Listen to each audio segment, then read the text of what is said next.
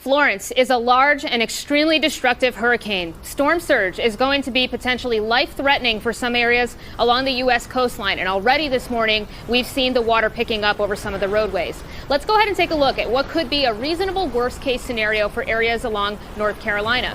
All the way here from Surf City to North Topsail Beach, we could be talking about up to 6 feet of storm surge. And again, impacts have already begun today with the storm approaching. Even inland, it's not just going to be a coastal event here. Areas along rivers like the Tar River here in the Greenville and Simpson area, we could be talking about 6 to potentially 9 feet of storm surge, given how that high tide comes in with that storm. But this is just what it looks like on the map. We can show you what this could look like if you were to find yourself in this scenario.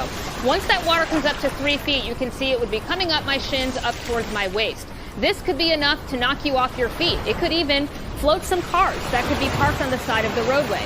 This is extremely dangerous, but once we get up into that 6-foot range, look at how high this water goes. Winds pick everything up. Cars would be floating at this point. This water's over my head. I wouldn't be able to stand here, even withstand the force of the water coming in. There might even be dangers like chemicals and exposed power lines lurking in the waters. But once we get to that 9-foot range, this is an absolute life-threatening scenario. This water is through the first floor of your home into the second. You can see there's fish floating around in here. This is an extremely dangerous and life-threatening situation. So if you find yourself here, please get out. If you're told to go, you need to go. Listen to those local officials and make sure you heed the advice if told to do so.